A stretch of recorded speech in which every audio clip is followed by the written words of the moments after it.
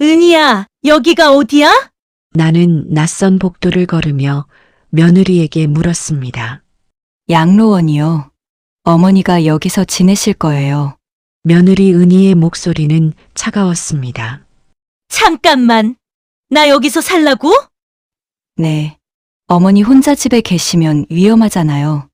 은희는 내 말을 끊었습니다. 은희야, 나 아직 건강해. 집에서 충분히. 어머니, 결정된 일이에요. 여기가 어머니한테 더 좋아요. 나는 아들 준석이를 바라봤습니다. 준석아, 엄마에게 말 좀 해봐. 하지만 아들은 고개를 돌렸습니다. 엄마, 아내 말이 맞아요. 엄마 혼자 계시면 우리도 불안하고. 불안? 40년을 너 키우면서 엄마는 한 번도 불안하다고 생각 안 했는데? 내 목소리가 떨렸습니다. 준석은 대답하지 않았습니다. 은희는 시계를 보며 말했죠. 어머니, 저희 시간이 없어요. 여기 원장님께서 잘 챙겨주실 거예요. 잠깐, 준석아. 나는 아들의 팔을 잡았습니다. 엄마, 미안해요. 아들은 내 손을 뿌리치고 돌아섰습니다. 그날 나는 양로원에 남겨졌습니다. 40년을 키운 아들에게, 20년을 함께 산 며느리에게 버려졌습니다. 사연극 장TV 시작합니다. 구독과 좋아요를 눌러주시면 많은 행운이 같이 하실 겁니다. 첫날 밤, 나는 낯선 침대에 누워 천장만 바라봤습니다. 복도에서는 누군가 우는 소리가 들렸고 옆방에서는 TV 소리가 새어나왔습니다. 여기가 내가 죽을 때까지 살 곳이구나. 눈물이 주르륵 흘러내렸습니다. 다음 날 아침, 식당에서 다른 어르신들과 함께 아침을 먹었습니다. 어머니, 새로 오셨어요? 네, 어제 왔습니다. 자식분이 모셔다 드렸어요? 네, 좋으시겠어요. 우리 아들은 1년에 한 번도 안 와요. 할머니는 쓸쓸하게 웃었습니다. 그 옆에 앉은 할아버지가 말했죠. 나는 자식이 셋인데 아무도 안 와. 명절에도. 저는 아들이 일주일에 한 번 온다고 했어요. 나는 작게 대답했습니다. 처음에는 다들 그래요. 일주일에 한 번, 한 달에 한 번. 그러다 점점 연락도 안 오게 돼요. 설마요. 하지만 할머니 말이 맞았습니다. 첫 주, 준석과 은희가 찾아왔습니다. 엄마, 어때? 괜찮아? 응, 좀 낯설지만 그래도 여기가 엄마한테 좋잖아. 친구들도 사귀고. 준석은 30분도 안 돼서 일어났습니다. 엄마, 우리 가봐야 해. 다음 주에 또 올게. 다음 주, 그들은 오지 않았습니다. 전화를 걸었지만 은희만 받았죠. 준석이 출장 갔다며 다음에 온다고 했습니다. 다음 주, 또 오지 않았습니다. 아이가 아파서 못 온다고 했습니다. 한 달이 지났습니다. 준석에게 전화를 걸었을 때 그는 바빠서 못 온다고 했습니다. 석 달이 지나자 준석은 한 달에 한 번도 오지 않았습니다. 전화도 내가 먼저 걸어야 받았죠. 어느 날 식당에서 다른 어르신들이 모여 얘기했습니다. 딸이 갈비찜을 해다 줬다는 얘기, 아들이 주말마다 외식을 데려간다는 얘기, 손자가 학교에서 상을 받았다는 얘기. 나는 그저 밥만 먹었습니다. 석 달째 되던 어느 날, 원장님이 나를 조용히 사무실로 불렀습니다. 요양비가 2달째 안 들어왔다고 했습니다. 아들에게 연락해봤지만 전화를 받지 않는다고 했죠. 나는 떨리는 손으로 준석에게 전화를 걸었습니다. 한참 만에 은희가 받았습니다. 요양비 얘기를 꺼내자 그녀는 대뜸 말했습니다. 요즘 형편이 안 좋으니 내 재산으로 내라고. 나는 무슨 재산이냐고 물었지만 은희는 숨기지 말라며 전화를 끊어버렸습니다. 나는 원장님께 고개를 숙였습니다. 어떻게든 해결하겠다고 말했지만 통장에는 300만 원밖에 없었습니다. 한 달 요양비가 250만 원인데 2달도 버티기 힘든 금액이었습니다. 그날 밤 나는 홀로 울었습니다. 40년을 키웠는데 기저귀 갈아주고 밤새 간호하고 대학 등록금 위에 새벽 청소 일했는데 이게 내가 받을 대접인가? 어느 날 밤 복도를 걷다가 한 할머니가 우는 소리를 들었습니다. 세 자식을 대학까지 보냈는데 왜 아무도 전화 한 통 안 하냐며 우는 소리였습니다. 나는 그 앞을 조용히 지나쳤습니다. 같이 울 것 같아서. 사람들은 몰랐습니다. 나 최영자가 누구였는지. 40년 전 나는 서울 청담동에서 작은 옷가게를 시작했습니다. 25살 갓 결혼한 신혼부부였죠. 남편 민수는 은행원이었고 나는 손재주가 좋아 옷을 만들었습니다. 남편의 응원 덕분에 작은 가게를 열었고 입소문이 나면서 손님이 늘었습니다. 유명 연예인들도 우리 옷을 입었고 백화점에서 입점 제의가 들어왔습니다. 10년 후 나는 영자 컬렉션이라는 브랜드를 만들었습니다. 서울에 매장 5개, 직원 10명, 강남에 건물도 2채 샀죠. 우리는 행복했습니다. 그러다 준석이가 태어났습니다. 남편은 하루 종일 아들을 안고 웃었고 나도 행복했습니다. 사업도 잘 되고 남편도 있고 아들까지. 하지만 행복은 오래가지 않았습니다. 준석이가 5살 되던 해 남편이 교통사고로 세상을 떠났습니다. 장례를 치르고 나는 혼자 남았습니다. 5살 아들과 아들을 키우느라 사업에 집중할 수 없었습니다. 결국 회사를 정리했죠. 건물도 팔고 매장도 넘기고 준석이 교육비로 생활비로 다 썼습니다. 학원 보내달라면 보냈고 대학 가고 싶다면 보냈고 결혼하고 싶다면 시켜줬습니다. 하나씩 다 팔았습니다. 준석이를 위해서. 하지만 단 한 가지, 딱 한 가지만은 남겨뒀습니다. 강남 한복판 땅 500평, 남편이 마지막으로 사줬던 땅. 남편은 유언처럼 말했었습니다. 이 땅은 절대 팔지 말라고. 나중에 준석이 크면 큰 도움이 될 거라고. 그래서 나는 그 땅만큼은 지켰습니다. 아무도 모르게. 심지어 준석이도 몰랐습니다. 나중에 내가 죽으면 이 땅을 준석이한테 주자. 그럼 우리 아들이 평생 잘 살 수 있을 거야. 40년 동안 그 땅을 지켰습니다. 세금만 수천만 원씩 나갔지만 어떻게든 다 냈습니다. 그 땅은 점점 가치가 올랐습니다. 10억, 100억, 1천억. 지금은 4천억이 넘었죠. 조금만 더 참자. 내가 죽으면 준석이한테 이 땅을 주면 돼. 그럼 우리 아들이 평생 행복하게 살 거야. 하지만 양로원에 버려지고 나서 생각이 바뀌었습니다. 과연 이 재산을 아들에게 줘야 할까? 며느리 은희에게 줘야 할까? 나를 이렇게 버린 사람들에게. 나는 조용히 변호사 사무실을 찾았습니다. 양로원에서 택시를 타고 서울 한복판으로 갔죠. 박진수 변호사 앞에 앉아 유언장을 쓰고 싶다고 말했습니다. 땅 문서를 꺼내자 박 변호사의 눈이 커졌습니다. 강남 한복판 500평, 현재 시세로 약 4천억 원. 박 변호사는 한참을 말을 잇지 못했습니다. 나는 깊게 숨을 들이쉬며 말했습니다. 전 재산을 양로원과 자선단체에 기부하고 싶다고. 아들과 며느리에게는 단 한 푼도 주지 말라고.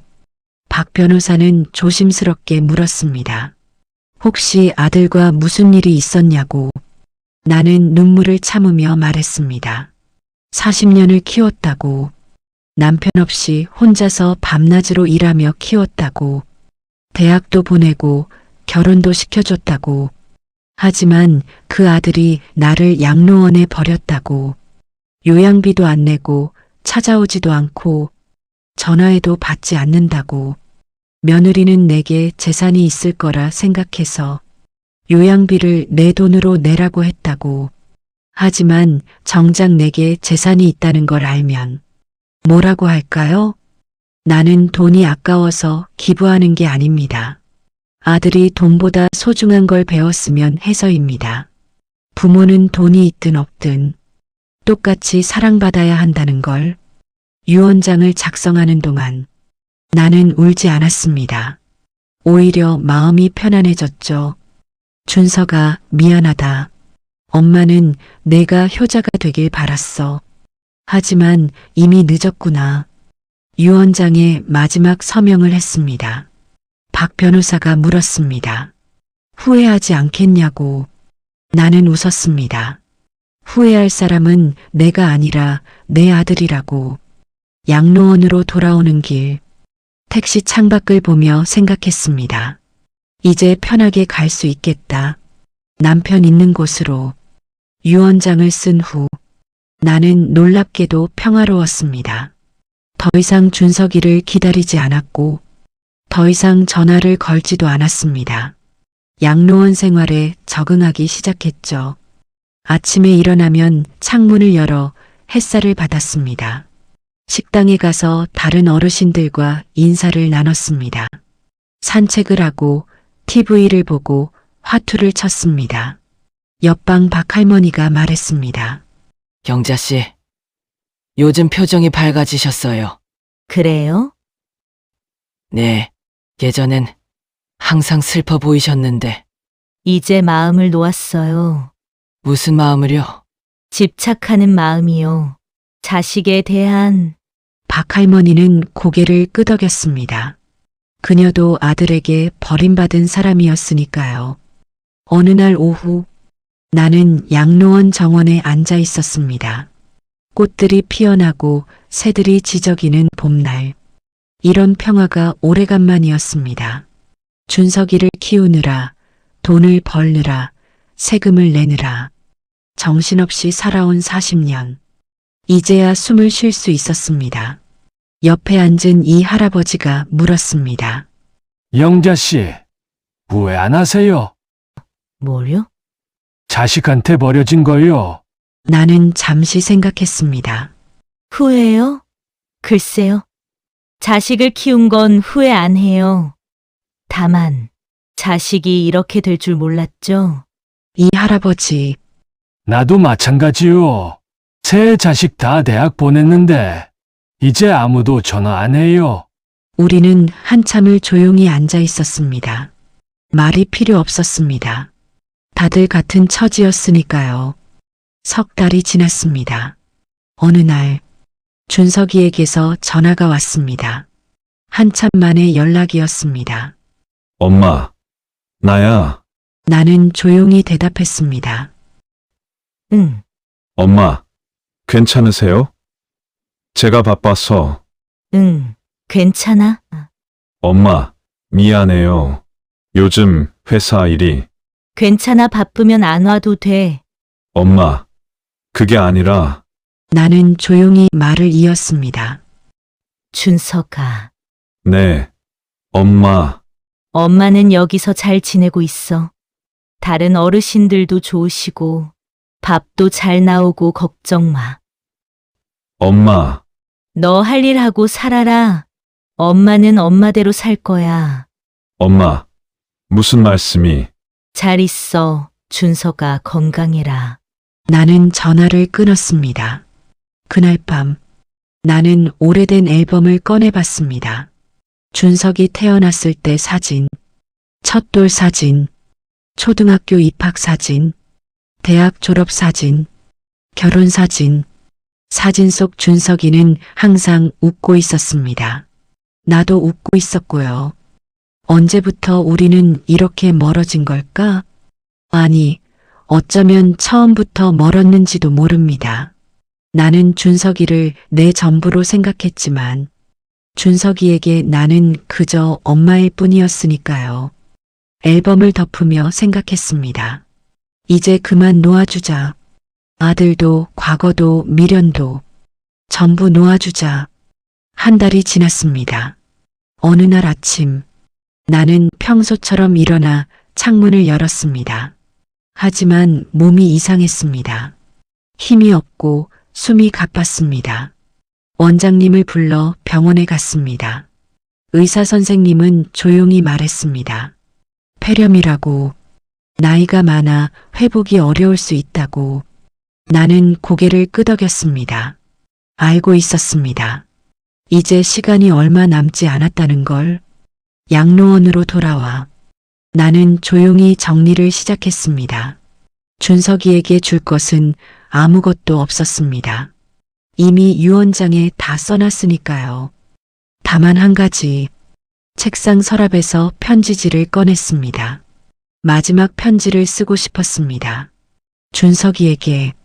하지만 펜을 들고 한참을 고민했습니다. 뭐라고 써야 할까? 미안하다고? 사랑한다고? 용서한다고? 결국 한 줄만 썼습니다. 준석아, 행복해라. 엄마가 바라는 건 그것뿐이야. 편지를 봉투에 넣고 박 변호사에게 전달해달라고 부탁했습니다. 유언장과 함께 이틀 후 어느 봄날 아침, 벚꽃이 창문 너머로 보이는 날, 나는 조용히 눈을 감았습니다. 양로원 좁은 방에서 아무도 지켜보지 않은 채로, 하지만 외롭지 않았습니다.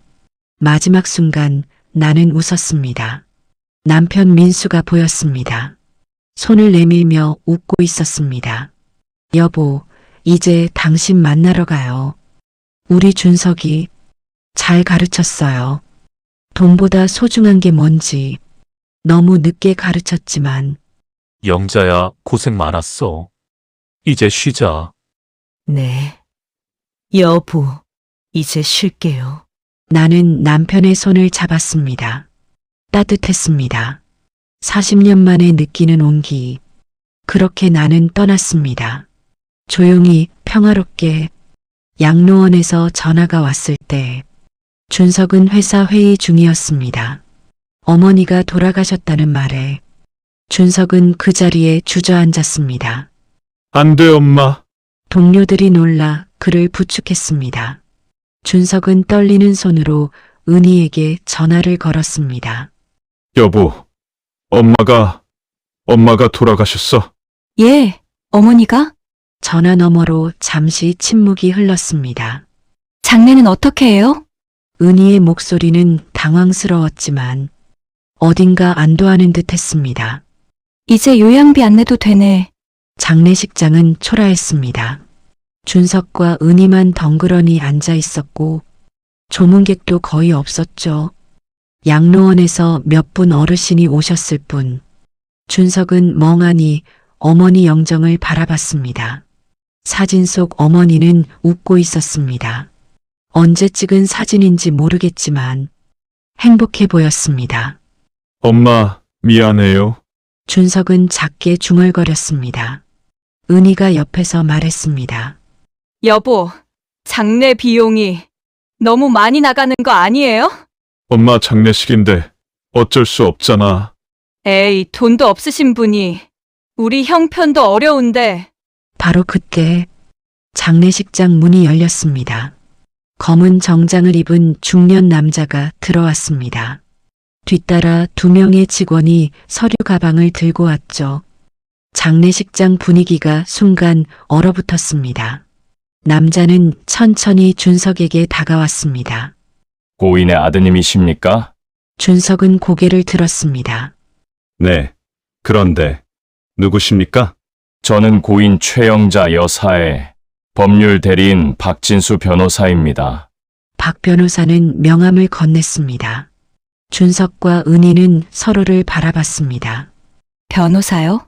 저희 시어머니가? 네. 고인께서 생전에 법정 문서를 작성하셨고 제가 대리인으로 지정됐습니다. 은희의 눈이 반짝였습니다. 혹시 유언장 같은 건가요? 그렇습니다. 은희는 흥분을 감추지 못했습니다. 시어머니가 숨겨둔 재산이 있었나 봐. 박 변호사는 서류 가방에서 두꺼운 봉투를 꺼냈습니다. 천천히 의례적으로 유언장을 공개하기 전에 먼저 고인의 재산 목록부터 말씀드리겠습니다. 준석은 긴장한 표정으로 물었습니다.